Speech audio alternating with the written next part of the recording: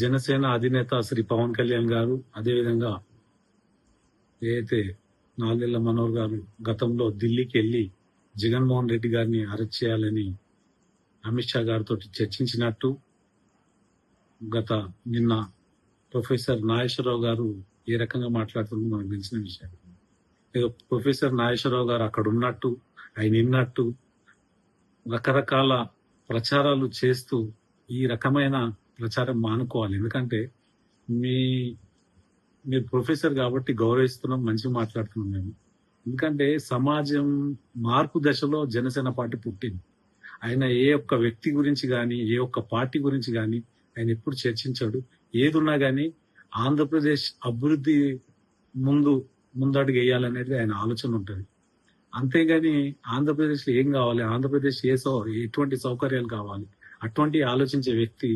అంతేగాని జగన్మోహన్ రెడ్డి గారి గురించి అంత మాట్లాడే సమయం లేదు. ఎందుకంటే ఆయన జగన్మోహన్ రెడ్డి గారి గురించి మాట్లాడే అంత స్థాయి పవన్ కళ్యాణ్ గారు ఉన్న స్థాయి మీకు తెలియదు. జగన్మోహన్ రెడ్డి అనే వ్యక్తి మీకు మన అందరికి తెలిసిందే, ప్రపంచమంతా తెలిసింది. ఆయన కొన్ని కేసులలో ఇరుక్కొని ఉన్నాడు.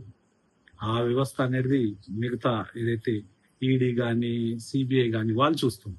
అటువంటి వ్యక్తి గురించి పార్టీ జనసేన నిజాయితీ పరుడు, భారతదేశంలో పుట్టిన ఘనత, మనతో పాటు ఉన్న వ్యక్తి, అనేక సమస్యల మీద పోరాటం చేస్తూ, ప్రజా సమస్యలు పోరాటం చేస్తూ ప్రభుత్వం దృష్టికి తీసుకెళ్లి ఆనాడు పోరాటం చేసింది. ప్రొఫెసర్ నాగేశ్వరరావు గారిని మిమ్మల్ని ప్రశ్నిస్తున్నా. గతంలో జనసేన అధినేత శ్రీ పవన్ కళ్యాణ్ గారిని అనేక సార్లు ఇబ్బంది పెట్టారు.